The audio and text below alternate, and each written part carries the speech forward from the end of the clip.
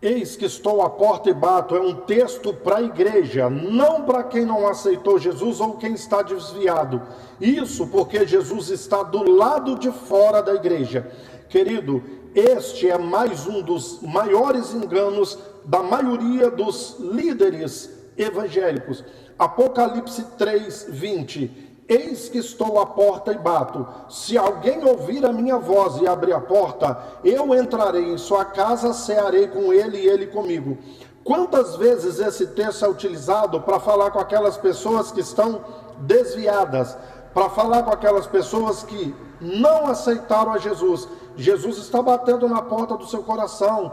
Não recuse o convite. Hoje Ele está te chamando. Volte para Jesus, aceite Jesus. Olha, Ele bate. Eis que estou à porta. Ele quer entrar em sua casa. Ele quer entrar no seu coração, cear com você e você cear com Ele. Só um detalhe pequeno. Este texto foi escrito numa carta para a igreja, não para desviado, não para quem ainda não aceitou Jesus. Foi a igreja que recebeu essa palavra, não pessoas que estavam do lado de fora, entende? Agora, querido, preste atenção que eu já te explico. Jesus é o evangelho é Jesus. O que é o evangelho? Do grego euangélio, boas novas ou boas notícias.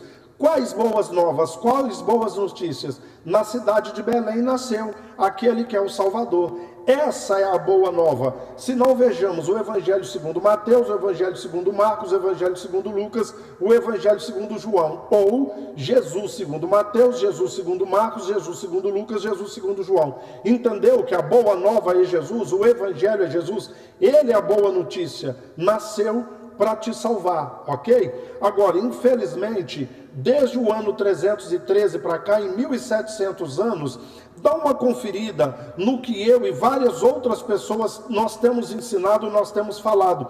Tudo que Jesus ensinou não é praticado pela igreja evangélica. Tudo que os apóstolos deixou, então é feito, é praticado completamente o contrário, entende? Então Jesus, o evangelho, o verdadeiro evangelho, está batendo na porta da igreja e as pessoas não querem abrir para ele entrar. Vou dar um exemplo.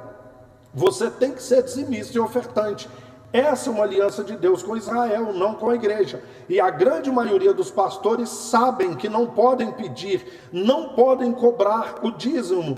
Então, quando eles aprendem que não podem mais cobrar o dízimo, é o evangelho, é Jesus batendo na porta, mas a igreja não deixa entrar. Quando, por exemplo, Jesus diz que para se tornar filho de Deus, você tem que amar o seu inimigo e orar pelos que te perseguem. Então, se você não orar pelos que te perseguem e amar o seu inimigo, você não se torna filho de Deus. E muitos crentes sabem disso, mas o evangelho bate na porta e eles não abrem. A igreja de hoje, do século 21, representa a igreja de Laodiceia, que recebeu essa carta. E a igreja não precisa de Jesus, ela não precisa do evangelho.